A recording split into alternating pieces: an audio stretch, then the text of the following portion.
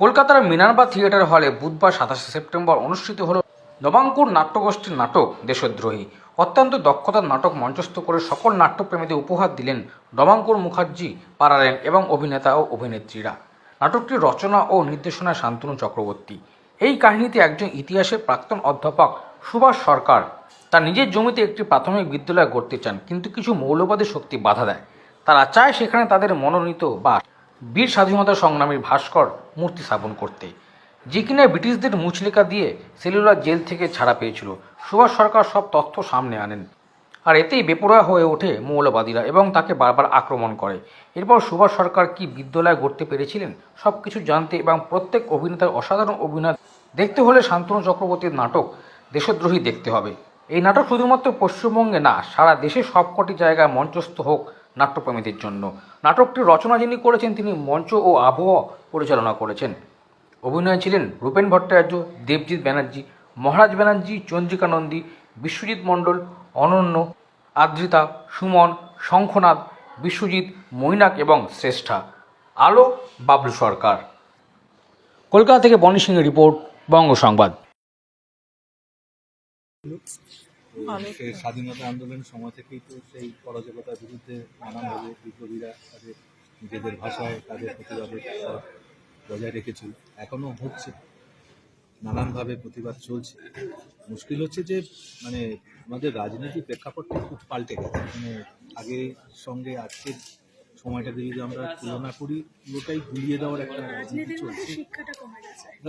কিছুই নেই, কালচার এবং যে পড়াশোনা থাকারও দরকার, পুরোটাই ব্যক্তি পুজোর চর্চা চলছে সমস্ত প্রতিনিয়ত সমস্ত ভারতবর্ষ জুড়েই এটা চলছে। সেখানেও মাঝে মাঝে কিছু এই আমরা নাটকের মধ্যে দিয়ে যেটা বলতে চেয়েছি যে সময়ের নিরিখে সমাজের দাবি মেনে যেগুলো প্রয়োজন, খাদ্য, বস্ত্র, বাসস্থান, শিক্ষা, একটা স্কুলের জন্য যে মানুষটা আন্দোলন করছে সেই স্কুলেরটাকে না হতে দিয়ে একটা মূর্তি প্রতিষ্ঠা হবে, আজকের ভারতবর্ষে এটাই হচ্ছে রাজনীতির চিত্র। তো থিয়েটার তো সমাজ দর্পণের কথা বলে, আয়না হিসেবে কাজ করে। তা আমরা ওই নাটকের মাধ্যমেই আমাদের এই সমস্ত ভাবনা, আমাদের কথাগুলো বলে ধরার চেষ্টা করি। আপনার নিজের কিরকম লাগলো এই চরিত্রে অভিনয় করে?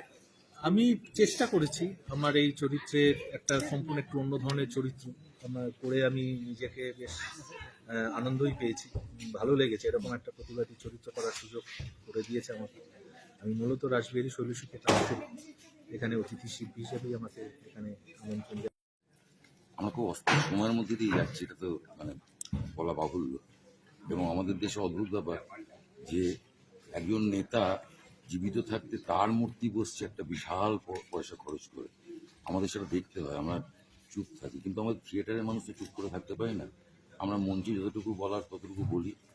এই নাটকটাও সেরকম কিছু কথা আছে যে কথাগুলো বলার দরকার ছিল, এবং মেন প্রোটাগনিস্ট যিনি তিনি সেই ফাইটটা করছেন। আমি একটা অ্যান্টাগনিস্টের চরিত্রে একটা বদমাইশ বাজে লিডার চেষ্টা করেছি। আমার পুরো নাম হচ্ছে দেবজিৎ বন্দ্যোপাধ্যায়। আমার নিজের একটি দল আছে নাট্যার্থ, আমি সেই দলের পরিচালক এবং এখানে আমি গেস্ট আর্টিস্ট হিসেবে কাজ করছি।